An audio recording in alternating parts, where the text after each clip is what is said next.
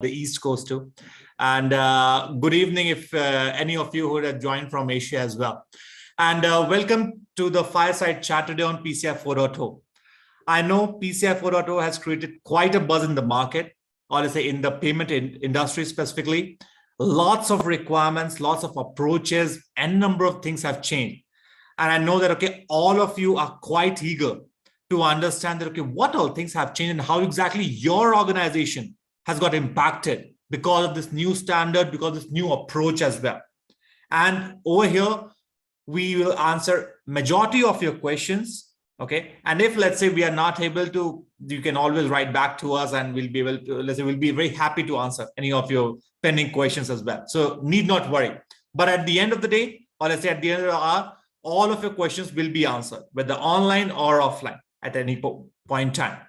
So just to quickly start, and I'll not spend too much time over here on CISA. So we are a forensics-driven company.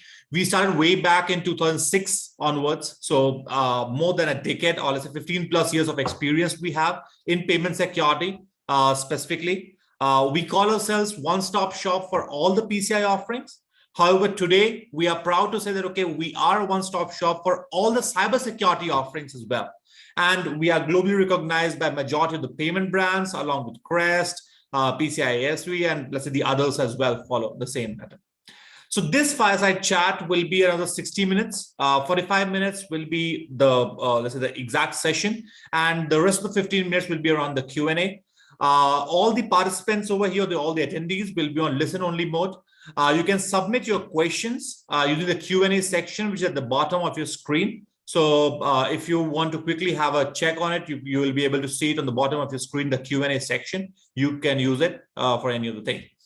So now we have the speakers for today. I'm very happy to introduce Dr. Rebecca over here, who is the Chief Cybersecurity Strategist. She is the Global CISO, Privacy and Risk Officer, and number of different things. If I start, then I believe that, okay, we need to have one fireside chat only to introduce Rebecca. That's how it goes. So that's how Rebecca is. And I'll just introduce, I'll just allow Rebecca as well to speak for 2 minutes. But before going over that, we also have Shannon, who is the principal at CISA. And in each and every meeting, wherever I go, and I introduce Shannon, I start with this, that Shannon has been a PCI QSA before even PCI SSC was born. So he has been with Visa from 2004 onwards, let's say the Visa CSP from 2004 onwards, and he has a number of years of experience. And myself, Kaushik, let's say KP, I take care of, let's say, the North America market on behalf of CISA. I had been a PCI QSA in the past, and I have been done a lots of audits at the same time. So without further ado, let me invite our chief guest, Dr. Rebecca, to speak a few words that, okay, what exactly the people, or let's say the participants, should anticipate from this. Some intro from your end as well will be helpful. Rebecca, over to you. Thank you very much. Great introduction. So I'm Dr. Rebecca Nguyen. Please follow me up on LinkedIn. I'm always putting up positive quotes, paying it forward. I've written like 7 ebooks, co-authored 7 ebooks, co-authored 2 other books, do a lot of writing in the industry, help mergers and acquisitions, help equity, help that's private and venture capitalists, technology, healthcare, fintech, and a plethora of other people. My whole core value is to pay it forward. And I thank everyone for having me here today to try and give a CISO perspective and what PCI 4.0 means to us and how we should be preparing. Great. Thanks a lot, Rebecca. And I believe that Rebecca cut short her entire introduction into pretty concise way. I know that so any of you just go ahead and look at her profile itself. It will be a good read for you. Okay, your entire day will be done. That's how it is. Shannon, what do you? Some intro, yeah, please go ahead. Thank you, Kaushik, and thank you, Rebecca. So yes, my name is Shannon Swanson. I'm the principal and head of delivery at North America at CISA. As Kaushik mentioned, I've been a practicing QSA since it was Visa CISP around 2005, I think. I've always also a previous PA QSA. I've run several national level PCI practices in my career. I've also served as a primary PCI subject matter in-house, both at Capital One Bank and Navy Federal Credit Union. Glad to be here. Thank you. Great. Thanks a lot for that, Shannon. All right. So I believe that then need not be a time check because we are exact on time. So we have finished our intro in 5 minutes, which is a record time itself. So let's see a quick recap, or let's say a quick things on PCI 4.0 as to when exactly it's launched, what exactly the timelines look like, how exactly organizations should be prepared for the implementation, for the requirement understanding, and so forth. So if you'll see in Q1, that is just a few months, or say a month back or something, the entire world saw the release of PCI 4.0. In Q2, we'll be having the PCI Security Council will be arranging trainings for the ISA and the QSA so that they can get an idea as to how exactly the standard has changed, how exactly the assessor should be doing this PCI 4.0 audit, or let's say assessment. In PCI terms, it's not an assessment and not an audit. Two different things altogether, but that's not the agenda of this meeting. All right. So Q2, that's something which will be done. Then between Q1 to Q2 in 2024, that's where PCI DSS version 3.2.1, the current standard will, let's say, retire. And laid back in 2025, that is March 31st, that's where future dated requirements will become effective. So for those of you who might or might not know PCI DSS 4.0, how it goes, or let's say PCI, how it goes is that whenever PCI introduces a new standard in the market, they give something known as a breathing period, okay, or let's say a sunset period as well. So when I say sunset period, it means that, okay, whichever new requirements have been introduced by PCI as of now, those will be acting as a, let's say, as a best security case, or let's say best practice to be followed. They will not actually become a requirement per se, okay? PCI gives, let's say, 18 months to 2 years for organizations to adapt to these particular requirements or controls, and then accordingly start following it as a PCI requirement. Of course, as a best practice, we always say that, okay, go ahead and implement it as a requirement, but PCI allows you for that particular time period. So if you'll see over here, 31st March 2025, that is the time period when all of these new requirements of PCI, which are there in version 4.0, will actually become a requirement. Till that time, there's a best practice. Means organizations can implement it, absolutely.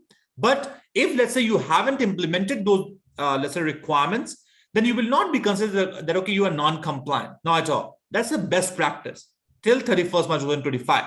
And that's why at the bottom of your screen, if you'll see, you'll say that is the implementation time period for the entire thing. So the transition period is till, let's say, Q1 end of 2024, because that's when 3.2.1 will get retired. So organizations can no longer get certified on 3.2.1. However, the best practices will actually become a requirement starting from 31st March 2025. Although I know that, okay, we see that, okay, it's a huge time period that, okay, we have a lot of time, and accordingly we'll be able to. But believe me, guys, version 4.0 is a radical change. It's an entire change from the way we used to see PCI in the past. So please be prepared for this, and that's why we say plan, do, check, act.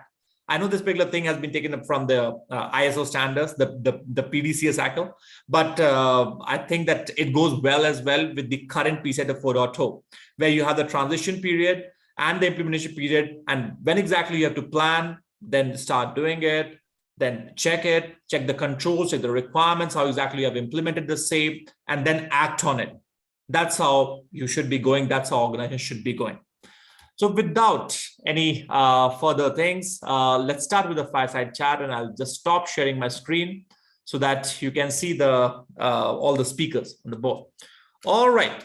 So I believe that, okay, so how exactly it will go, and just I'll give all of you a brief about it, that myself and Shannon, both of us will be bombarding Dr. Rebecca with a lot of questions. And as Dr. Rebecca has n number of years of experience from industry, she'll be able to help with the pain points as well from the industry, as like organizations are suffering really, like what challenges they are having, and how exactly industry is seeing this new standard, this new PCI suite of controls over here. So Shannon, if you would like to kickstart things over here, over to you. Awesome. Thank you so much, KP. Rebecca, so here we are, new year, new full release of the PCI DSS in version 4.0. In your eyes, what was the need or needs for this, for a new standard this time around versus 3.2.1?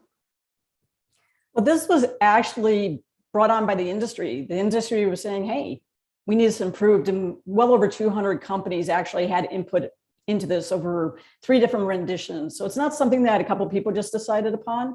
The reason for that is we have all the emerging threats, the cyber actors out there. If you don't realize it, we're in the cyber world at all points in time, and we have to keep upping our game. So it's building in security, compliance, privacy into your fabric. And we haven't really done a great job on that. This is not the only regulation you see that's putting that in there. We see the NIST 853 R5 and other regulations doing this well too. So some of the companies out there who are already involved in those regulations and starting to put some good things in place, you'll find some similarities around there. The other thing you see is if you have cybersecurity insurance, you'll find out cybersecurity insurance is already starting to push you to some of these criteria as well. So that's the reason why getting rid of ambiguity, being able to deal with cyber threats, and get people to realize that this needs to be part of your culture all the time. It's not a checkbox. We got our compliance, now let's unreverse our controls. You can't do that and survive in today's market. Excellent, thank you. Great, Rebecca. So on the same lines, Dr. Rebecca. So I believe that the new standard, as we say, is a transformational change, right? So when we talk about transformational change, and especially for mammoth organizations who have been implementing PCI, let's say from the donkey ages, right? They might take a lot of time as well to, first of all, understand the requirement, then adapt to it, then implement it, and then accordingly get compliance as well at a later point in time. So based upon your understanding of the entire PCI DSS 4.0, what do you think will be the typical timeline for a particular organization to, let's say, adapt and then implement and then accordingly go ahead? Yeah, you need to start yesterday. Yeah, so the hope and pray it's going to be okay is not going to be a good framework for you. What you really need to do is you need to go ahead and have your team sit down with 4.0. You need to be compliant with 3.2.1 now. That's the starting point. You need to go ahead and see that you're going ahead and that you're doing what you're supposed to be doing today. And if you had your certification yesterday, that you're still doing it today, and look at that gap analysis so you can determine where you're really going to need to be from an infrastructure perspective, from a training perspective, personnel perspective, managing perspective. So you need to start today. It's less than 2 years. March 31st, 2024 is just around the corner. And what I always remind people is you literally don't know what a world event might hit us again that could cause you to have time and resources shifted other places. So really get that part of your strategic plan right now so you can line up budgets and people. And then remember, like we said, there's some best practices. Really, you should have an effect by March 31st, 2024, in my opinion. And your legal contracts might call you to have them in place then, even though those new requirements for PCI perspective doesn't have to be put in place until March 31st, 2025. But those you contract with, maybe you're upstream, they might require that sooner. So really get on that really quickly. Fantastic, Dr. Rebecca. I believe that this is something which, let's say, all the participants should note as well, that many of the things are driven based upon the business. Well, let's say all the things are driven based upon the business, but many of the things are driven based upon the contractual requirements as well, which you have with your service providers, with your merchants, or whosoever is up the line, right? So you'll have to look at it, and maybe at some point in time, PCI is giving you some more time to implement those requirements, but those contracts might say that, okay, yes, you have to comply with PCI 4.0 requirements or controls, then you have to comply with it, right? So thanks a lot for that, Dr. Rebecca. Shannon. Yeah, I would just add that we're already seeing, I would say, our more mature organizations already starting the gap analysis phase. As Rebecca mentioned, they've got partners that are asking PCI 4.0 questions, clients of theirs that are asking that. So yeah, we're definitely seeing that activity as well. Rebecca, does 4.0, in your opinion, cover better evolving or evolved technologies such as cloud or Internet of Things? In the past, some of those were written towards kind of older technologies and the controls. Just wanted to see your opinion on that. Yeah, absolutely, because it really didn't say anything that much about cloud. So now there's requirements for cloud providers, what's expected of them, then being able to go ahead and show that they can meet requirements. It also gives you more flexibility on showing how you're using cloud and using it smartly, and how those controls are being put in place. So we'll be probably talking about that a little bit later, but that gives you the flexibility along those lines. If people are saying, hey, I haven't even looked at this, NIST, other places like that do have guidance around that, how you can go ahead and be testing APIs, how you can go ahead and work better with your cloud providers to go ahead and make sure they're doing their due diligence, as well as how you're using those very mindfully. I should also note, especially recently in the news, you had Google, you had Apple, you had other Microsoft who talked about them using biometrics and stuff like that, actually to be able to connect better into their applications, higher level authentication through multi-factor authentication. So you have other companies out there who are going to be pushing you that way if you're not already pushed that way. So I think it's a great thing and something you need to be mindful of. Thank you. Great. Thanks a lot for that. So so before dropping the big question over here, I believe that, okay, in the payment industry itself, right, there have been n number of different changes, technological changes, a number of different things happening. And I believe that it'll be good to categorize them under evolution and revolution, both of them, right? Where the evolution will talk about the front and the back end parts, or the front and the back end systems, like let's say instant payments are there, bill payments, blah, blah, blah, and everything, how exactly it's changing. Especially during the COVID times, we have seen that the cashless transactions have skyrocketed like anything.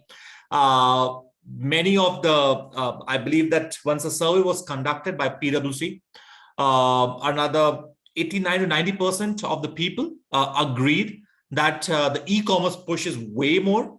And accordingly, let's say the web applications, the mobile applications will be flooded all across, right?